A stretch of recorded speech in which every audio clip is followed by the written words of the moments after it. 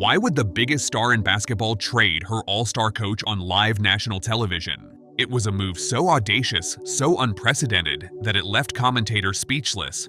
But what seemed like a harmless, funny moment was, for many, something much darker. A draft that went completely rogue. Was Caitlin Clark's shocking trade a brilliant power play? Or was it a cold, calculated act of revenge aimed directly at Team USA coach Cheryl Reeve? The league is presenting it as great television. But behind the scenes, a different story is being told, story of a simmering feud, Olympic heartbreak, and a superstar using her platform to send a message that the entire world could hear.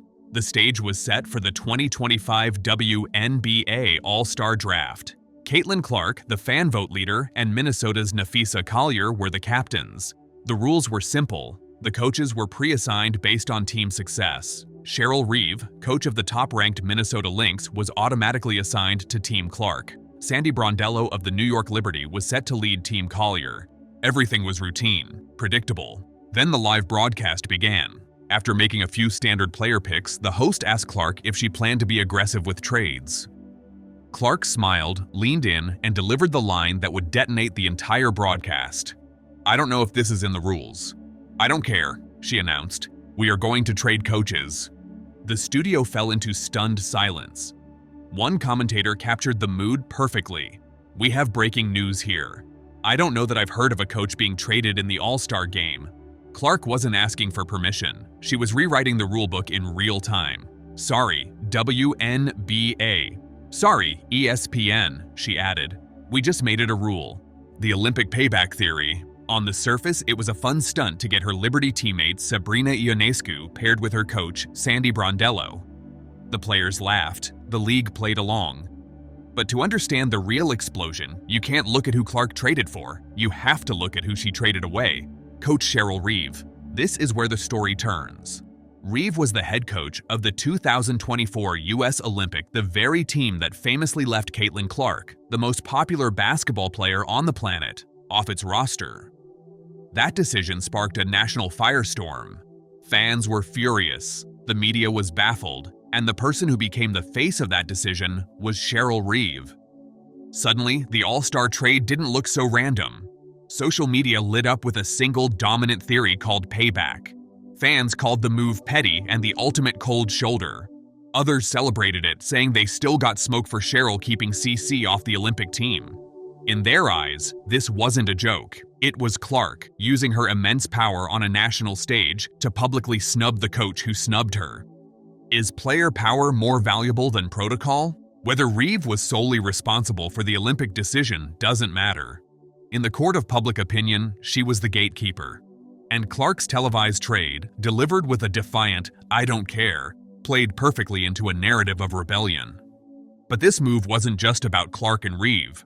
It exposed a new dynamic in the WNBA.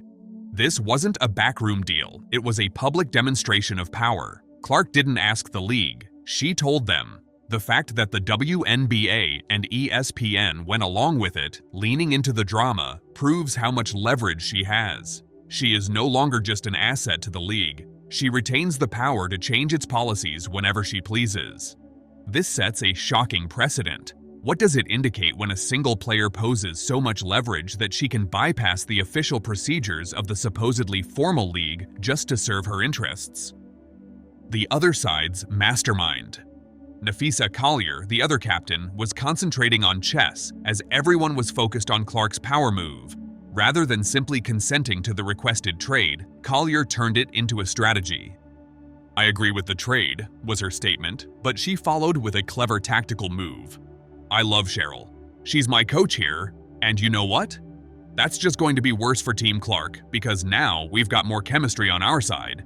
That was a bad move on your part, Caitlin. We're taking you down."